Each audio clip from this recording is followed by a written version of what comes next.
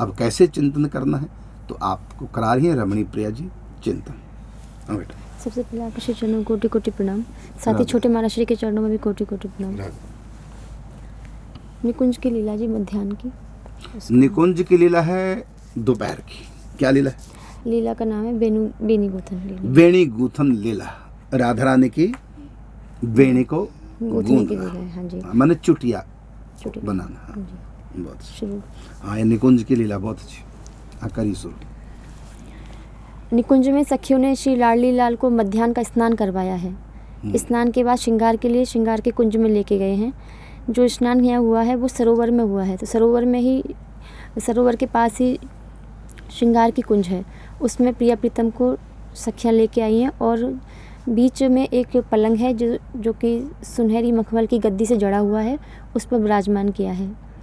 जो एक सखी के हाथ में सोने की बनी हुई कंघी है। प्रिया जी लाल जी के बगल से उठकर उस कंघी को ले लेती हैं और ठाकुर जी के पास आकर उनके कंधे पर एक हाथ रखती हैं और कहती हैं कि आज मैं आपका श्रृंगार शुरू करते हुए केशों की जो सज्जा है आज मैं करूँगी।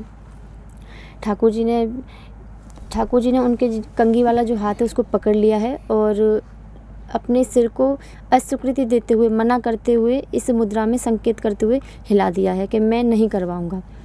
तो श्री जी देख रही हैं, मुस्कुराते हुए ठाकुर जी को निवेदन सा करते हुए प्रेम भरी दृष्टि से देख रही हैं। उसी तरह से ठाकुर जी भी श्री जी के रूप माधुरी का दर्शन कर रहे हैं और मना करने की मुद्रा में सिर को हिला रहे हैं। अचानक से ठाकुर जी बोलते हैं, चलो ठीक है, फिर पहले की तरह कर लेते हैं। लीला में ये अचानक से जो शब्द कहे गए, इनका मतलब ये है कि जब सखियों ने श्रृंगार की पूरी व्यवस्था की थी तो श्री जी ने प्रस्ताव रखा था कि ठाकुर जी के केशों की सज्जा मैं करूँ आज। ठाकुर जी ने कहा कर तो सकते हैं, बड़ा अच्छा है, पर इसमें मेरी एक शर्त है। श्री जी को थोड़ा सा आश्चर्य हुआ कि इसमें क्या शर्त हो सकती है। फिर ठाकुर जी बोले कि आप मेरे केशों की आज सज्जा करिए, आज आपकी वेणी का गूथन मैं करूँगा, जैसा आप करेंगे फिर मैं कर दूँगा।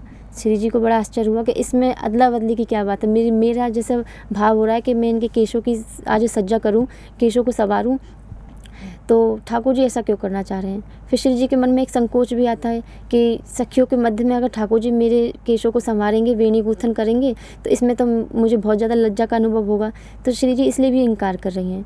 फिर ठाकुर जी कहते हैं अगर नहीं है तो फिर ठीक है, रहने दो, जैसे रोज़ होता है वैसे हो जाएगा, सखियाँ ही रोज़ श्रृंगार करती हैं वैसे ही कर लेते हैं। फिर श्री जी थोड़ा सा संकोच में पड़ जाती है कि कैसे करें। ठाकुर जी समझते हैं मना तो कर दिया है पर इनको मनाया जा सकता है।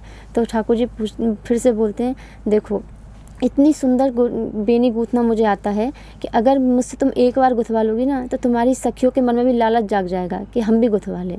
तुम्हारी इतनी सखियों में से किसी एक को भी इतनी सुंदर बेनी गूंथना नहीं आता होगा जितनी मैं गुथ सकता हूँ। श्री जी बोलते हैं कह तो सही रहे हैं, पर वो तो फिर उसी असमंजस में है कि हाँ कैसे करें सखियों के मध्य में। तो एक और बहाना सा बना कर कहती हैं, देखो मुझे तुम्हारे केस संवारने दो, और सबसे बड़ी बात यह है कि जो महिलाओं की चोटी होती है, वेणी का गूथन महिला ही अच्छे से कर सकती हैं। ठाकुर जी थोड़ी सी भौहें तेखी करके श्री जी की ओर देखते हुए कहते हैं, नहीं नहीं ऐसा नहीं है, मैं भी कर सकता हूँ, एक मौका तो दो। श्री जी फिर भी मना कर देती हैं। फिर सोचती हैं अगर ये ऐसे ही अड़े रहेंगे तो ना तो इनका हो पाएगा ना मेरा ही हो पाएगा, हम दोनों की ही जो इच्छा है वो नहीं हो पाएगी। ठाकुर जी और श्री जी के इस वार्तालाप में श्री जी जोर से अपना हाथ खींचती हैं और कुंज में जो खिड़की है थोड़ी सी 2-3 कदमों की दूरी पर वहाँ जाके खड़ी हो जाती हैं। फिर ठाकुर जी एक बार फिर बोलते हैं, देख लो एक बार मेरे कर लो फिर मैं तुम्हारी कर दूँगा, कोई बड़ी बात तो है नहीं। मुझे बहुत अच्छी चोटी गूँथना आता है, अलग अलग फूलों को अलग अलग केशों का भाग बनाकर अलग अलग गूँथ कर कैसी नई नई आकृतियाँ बनाई जाती हैं, मुझे बहुत अच्छे से आता है, बस एक बार गुथवा लो। फिर श्री जी सोचती हैं इनको मेरी वेणी गूँथने में बड़ा आनंद आएगा, ऐसा अनुभव हो रहा है। जब इनको ही आनंद आ रहा है तो फिर मैं क्यों इनकार कर रही हूँ, क्योंकि मेरी तो सारी चेष्टाएँ, सारे अंग प्रत्यंग, पूरा शरीर सब कुछ इन्हीं के लिए समर्पित है। तो श्री जी स्वीकृति में अब ठाकुर जी की ओर देखती हैं और वहीं नीचे जो कुंज है उसके फर्श पर वहीं विराजमान हो जाती हैं, ज़मीन पर ही। ठाकुर जी समझ जाते हैं कि जिस सकारात्मक भाव से श्री जी ने देखा है उन्होंने अपनी मौन स्वीकृति दे दी है।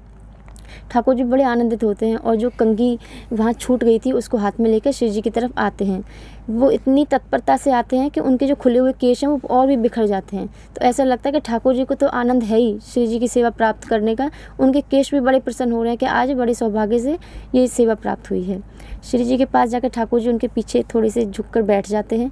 वहीं पर ललिता जी एक दर्पण लेकर श्री जी के आगे खड़ी हो जाती हैं और विशाखा जी आकर श्री जी के शीश पर जो उनका आंचल आया हुआ है उसे धीरे से हटाती हैं और सारे केशों को हाथ से संवार कर पीठ पर फैला देती हैं और ठाकुर जी से बोलती हैं, देखते हैं आज तुम कैसी चोटी बनाते हो। बड़ी प्रशंसा कर रहे थे अपनी।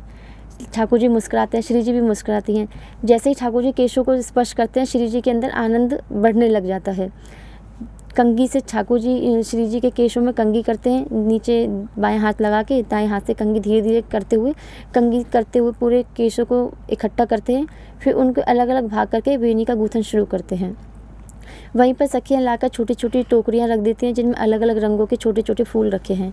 उनमें से फूलों के गुच्छे उठाकर ठाकुर जी वेणी गूंथन शुरू करते हैं। गूंथते समय इस तरह से गूंथन किया जा रहा है कि दूर से देखिए, चाहे पास से देखिए, चाहे किसी भी दिशा में खड़े होकर देखिए, जो फूल हैं ऐसा लगता है उनसे कृष्ण लिखा हुआ है। वेणी पे जो फूल लगे हैं, सफ़ेद रंग के, लाल रंग के, अलग अलग रंगों के जो फूल हैं उनमें कृष्ण नाम लिखा हुआ है वेणी पे, ऐसा दूर से दिख रहे हैं। ठाकुर जी बड़ी चतुराई से और सतर्कता से चोटी इस तरह से गूँथ रहे हैं कि श्री जी की नज़र पड़े नहीं, जब तक पूरी गूँथ ना जाए श्री जी देख ना पाएँ। पर श्री जी जब हल्का सा मुड़ती हैं तो सामने दर्पण में उनको ऐसा अनुभव होता है कि कुछ अच्छा सा आकृति ठाकुर जी बनाई जा रही है, तो हल्का सा इधर उधर होकर थोड़ी सी अपनी गर्दन को घुमाकर वो देख ही लेती हैं और देखने पर उन्हें एक फूल दिखता है जिसमें उनको पता लगता है कि वेणी पर कृष्ण नाम लिखा है। बस उसको देखते ही उनमें आनंद का इतना अधिक प्रभाव होता है कि वो मूर्छा में आने लगती हैं और हल्की सी मूर्छित से होकर ठाकुर जी की गोद में ही ढुलक सी जाती हैं। ठाकुर जी वेणी गूंथना छोड़ देते हैं और उनको संभालते हैं। उनकी ऐसी प्रेम में भाव में स्थिति को देखकर ठाकुर जी का भी वही भाव होने लगता है, लेकिन श्री जी की स्थिति को देखकर वो अपने आप को संभाल लेते हैं और फिर वेणी गूंथन छोड़कर श्री जी को थोड़ा सा हाथों को सहला के उनको वापस प्रतिष्ठित करते हैं। फिर श्री जी थोड़ा सा ठीक होकर बैठती हैं और अपनी स्थिति को देखकर थोड़ा सकुचा जाती हैं, पर वापस शांति से वैसे ही बैठ जाती हैं। ठाकुर जी उनको चोटी जो गूंथ रहे थे वो पूरी करते हैं। उसके बाद आकर श्री जी के आगे खड़े हो जाते हैं। फिर श्री जी ठाकुर जी को सामने आया देखकर जल्दी से अपना आंचल सिर पर कर लेती हैं। दोनों हंसने लग जाते हैं। वहीं पर एक सखी हाथ में काजल की छोटी सी डिब्बी लिए खड़ी थी जिसका आकार मोर के बच्चे के जैसा था, जो देखने में बड़ी सुंदर लग रही थी। ठाकुर जी ने उसमें से थोड़ा सा काजल अपनी सीधे हाथ की उंगली, अनामिका उंगली में लिया और श्री जी के कपोल को अपने बाएं हाथ में स्थिर करके उनकी आंखों में धीरे से काजल डालने लगे, पर श्री जी ने अपनी आंखें बंद कर ली। फिर ठाकुर जी ने थोड़ा इंतज़ार किया और जैसे उन्होंने धीरे धीरे आंखें खोली तो उनकी आंखों में ठाकुर जी ने बड़े प्रेम से काजल डाला और बड़े प्रेम से उनके मुखारविंद का दर्शन करने लगे। श्री जी की आंखों में काजल डल जाने के बाद ठाकुर जी खड़े हो गए, जैसे उन्हें ये बताते हुए कि मेरी सेवा हो गई। इतने में एक सखी आई, बोली लो फिर अब बाकी का श्रृंगार भी तुम ही कर दो। एक उलाहना सा देते हुए बोली लो बाकी का श्रृंगार भी तुम ही कर दो। इतने में श्री जी को लगा कि अब तो दोबारा ठाकुर जी का स्पर्श प्राप्त होगा, तो उसी आनंद में दोबारा से डूबने लगी, पर आँखों में थोड़ा सा क्रोध दिखाते हुए सखी से बोली तुम कब से पंच बन गई। इतना कहा तो वो सखी हंस पड़ी, बाकी सभी सखियाँ हंस पड़ी। ठाकुर जी भी हंसने लगे, श्री जी भी हंसने लगी। फिर ललिता जी बोली ऐसा है तुम थोड़ा सा श्रृंगार कर दो, क्योंकि तुम्हें श्रृंगार करने में बहुत देर लगेगी, बाकी का श्रृंगार हम देख लेंगे, हम सब कर लेंगे। फिर ठाकुर जी ने बड़ी तीव्र गति से जो पास में ही टोकरियों में फूलों की लड़ियाँ रखी थी उनको उठाया, उनको आपस में गुथा और गूंथन कुछ इस तरह से किया कि लग रहा था जैसे कोई पाजेब की आकृति दी है, पर वो इतनी सुंदर आकृति थी उसमें अलग अलग फूलों में ऐसा दिख रहा था कि कृष्ण नाम लिखा हुआ है।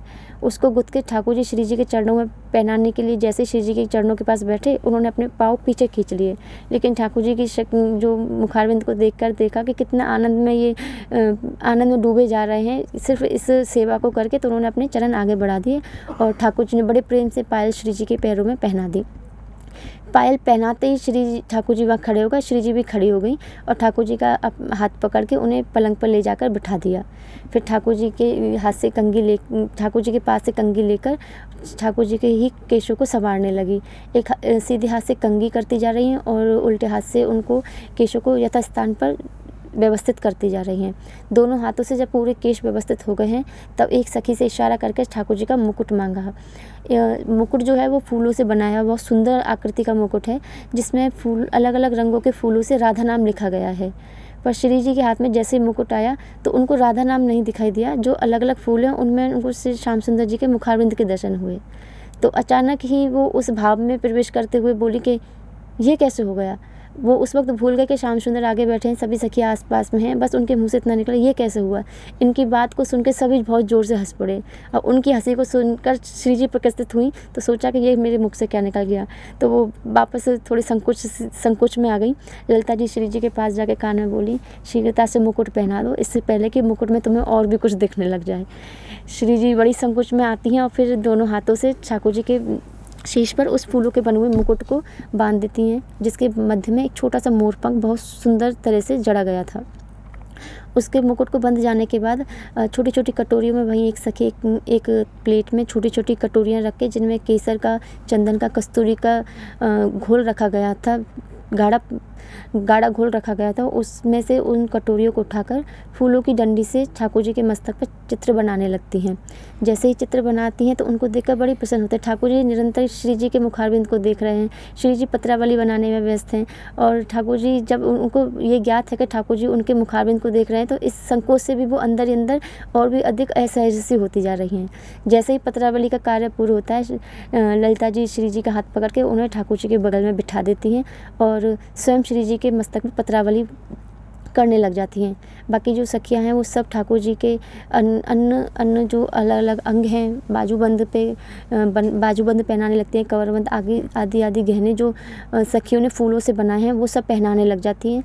जब ललिता जी श्री जी को पत्रावली कर रही हैं, उस वक्त कुछ सखियां श्री जी को भी फूलों के बने हुए श्रृंगार धारण कराने लगती हैं। कुछ समय में दोनों ही लाडली लाल जी का पूरा श्रृंगार हो जाता है।